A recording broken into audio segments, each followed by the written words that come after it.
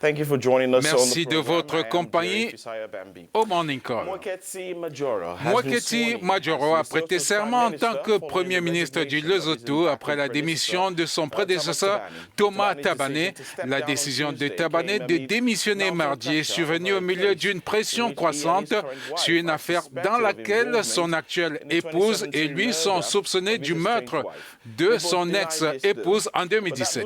Des accusations qu'il nie, mais cette décision a ouvert la voie à Majoro, économiste chevronné, ancien ministre des Finances. Alors, qui est vraiment Mwaketi Majoro? Quels sont ses défis?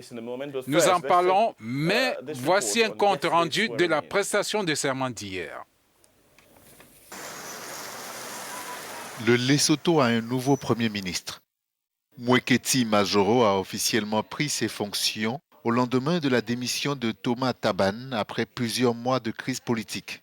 La prestation de serment a eu lieu au palais royal de la capitale, Maseru, en présence de son prédécesseur et des parlementaires. L'ancien ministre des Finances, devenu Premier ministre, fait face à des défis sérieux parmi lesquels la faim et la pauvreté. Le pays est frappé par un fort taux de chômage, une épidémie de sida qui touche 23% de ses 2 millions d'habitants et un manque criant de services publics. Longtemps épargné par la pandémie de Covid-19, le Royaume a annoncé la semaine dernière son premier cas d'infection. Enclavé au milieu de l'Afrique du Sud, le Lesotho a connu depuis son indépendance une histoire politique instable, rythmée de coups d'État militaires. Nyacha Moutizwa et Serge Mankou pour le compte rendu. Alors, qui est Majoro, membre du même parti que son prédécesseur? Majoro a siégé au FMI de 2008 à 2012 avant de rejoindre le gouvernement où il a occupé plusieurs portefeuilles.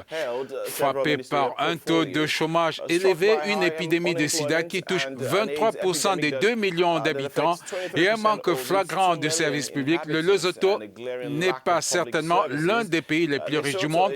Cependant, il est resté longtemps parmi les rares épargnés par la COVID-19, mais le Royaume a annoncé son premier cas d'infection la semaine dernière.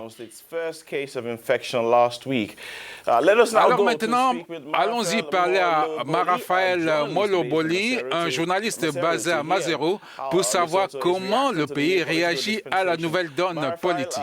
Marafael, ravi de vous avoir ce matin. Mwaketi Majoro, quels sont les défis susceptibles de rencontrer par le nouveau Premier ministre? Est-ce que c'est la bonne personne? Merci. Pour commencer, le Premier ministre est-il, à mon avis, la bonne personne? Eh bien, il faut regarder des deux côtés. C'est un technocrate. En ce moment, le Lesotho doit changer économiquement, politiquement et socialement.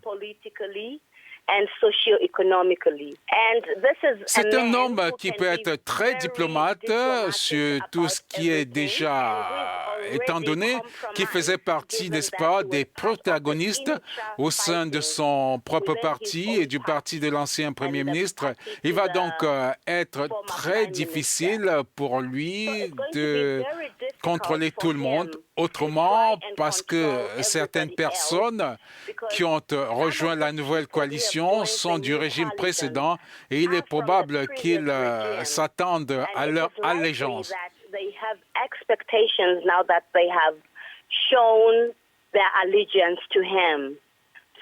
Donc ça va être un voyage pour lui et maintenant que nous sommes dans la COVID-19, ça va être difficile parce que le Lesotho est un pays qui a été touché par la corruption et d'autres choses qui vont avec, donc ça ne va pas être un voyage très facile pour lui.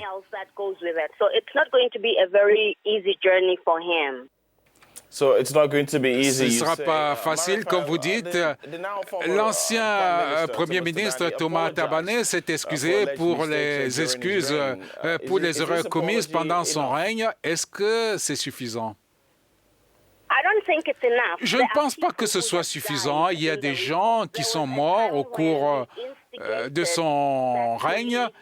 il fut un temps où il a incité la police à réellement maltraiter les suspects et de nombreux citoyens du Lesotho sont morts entre les mains de la police ou plutôt en garde à vue. Ainsi, sur le terrain, la nation estime que cela n'a pas été suffisant du tout du fait des pertes en vie humaine. Son parti a indiqué très clairement qu'une partie des négociations pour qu'il prenne sa retraite n'inclut pas qu'il soit exempté de poursuites. Les poursuites sont inévitables parce que l'affaire est en instance devant les cours.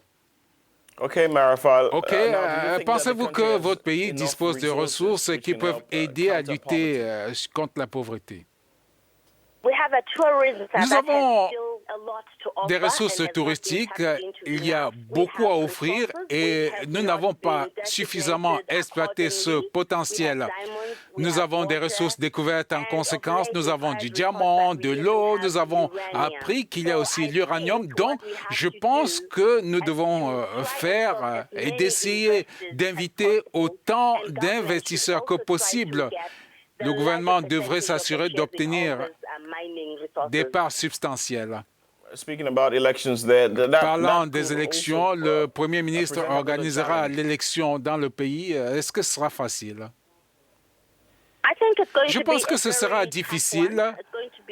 Ce sera difficile parce que le parti au pouvoir, le parti qui dirige la coalition, qui est celui de l'ancien Premier ministre, est toujours confronté à ses propres luttes intestines et à l'aide de l'enfant. Cela signifie maintenant que le courant, le Premier ministre nouvellement désigné, continuera à avoir d'autres personnes à affronter dans la préparation des élections. Je pense donc que ce sera très serré et nous parlons d'une grande coalition qui a également en son sein le principal parti de l'opposition qui se débrouille assez bien dans la mesure où le Premier ministre a été évincé du gouvernement. Je pense donc que ça va être très difficile pour tout le monde.